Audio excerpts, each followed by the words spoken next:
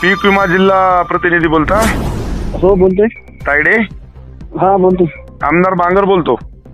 हा दादा बोला ना.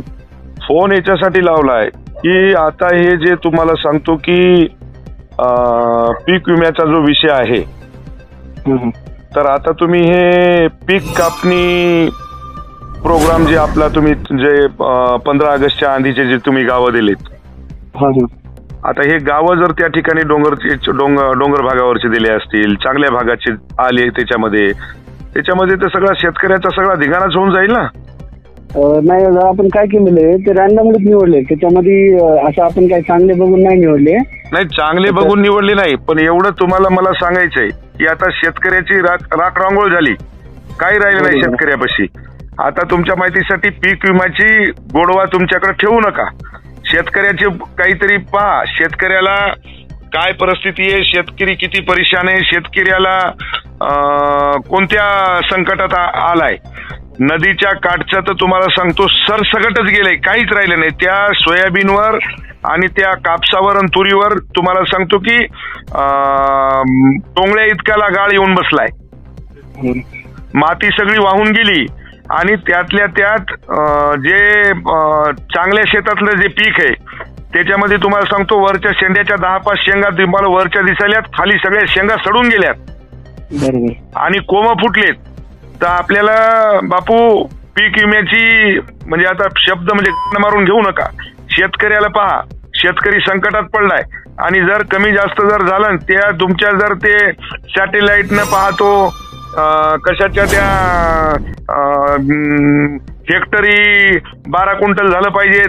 आता एकरी तुम्हाला सांगतो एखादा 2 क्विंटलही ॲव्हरेज येत नाही. आणि सगळ्या महाराष्ट्रालाच माहित आहे की मराठवाड्यामध्ये अतिशय भयानक परिस्थिती आहे.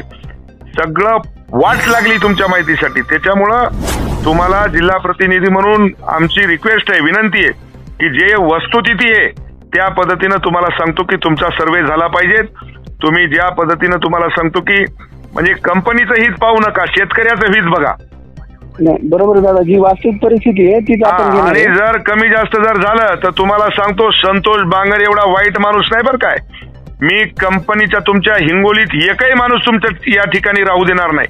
कंपनीचे ते दुःख तुमचे त्या जिथं जिथं ऑफिस आहे तिथं तिथं तर चुरा करू, पण तुम्हालाही कंपनीच्या सगळ्या माणसाला तुम्हाला सांगतो की मी हिंडू देणार नाही. हातापाये तुम्हाला हातापाये जर सलामत ठेवायचे असतील तर शेतकऱ्याचं हित पहा. नसता तुम्हाला सांगतो माझ्या एवढं वाईट नाही. वस्तुस्थिती असली पाहिजेत. आम्ही म्हणणार नाही तुम्हाला की तुम्ही फलानं करा, बिस्तानं करा, अमुक करा, पण जी वस्तुस्थिती आहे त्या वस्तुस्थिती प्रमाणे आपण चाललो पाहिजेत, एवढी दक्षता आपण घ्या. बिलकुल आले का तेच घेणार आपण. इकडं ऐका तायडे, मी याच्यानंतर बोलणार नाही. जर तुम्हाला सांगतो, आणि दुसरा एक विषय, कळमनुरी मतदारसंघामध्ये पूर्ण नदीच्या काठचा भाग आहे. त्याच्यामुळं तुम्हाला सांगतो कळमनुरीमध्ये ते सगळा म्हणजे नायनाटच झालाय शेतकऱ्याचा. बरोबर.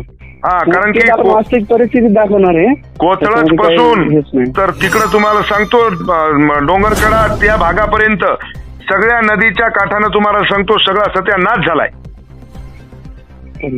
मुख्यमंत्री, उपमुख्यमंत्री सगळ्यांनी सांगितलंय, सगळ्यांनी मदत पाठवली. आता आमच्याकडे तुमच्या माहितीसाठी गोरगरीब लोकांना दिवाळीच्या किट आल्यात वाटायसाठी. जी वास्तविक परिस्थिती आपण तीच घेणार दादा, त्याच्यामध्ये काही शिकत नाहीये. 90%, 99% खराब आहे. म्हणजे 10% पण नाही, 99% चक राख लागली. त्याच्यामुळं बापू म्हणजे वस्तुस्थिती त्या पद्धतीनं सगळी राहिली पाहिजेत. शेतकऱ्याचा हिताचं कर बापू. तू शेती तुझ्या घरी शेती आहे का माय? आहे. मग शेतकरी पुत्र आहे तू, एवढं ध्यानात ठेव. हो दादा, हो. जी वास्तविक परिस्थिती आहे पण त्याच परिस्थितीमध्ये घेणार आहे. चल काही हेच नाही. हो ठीक.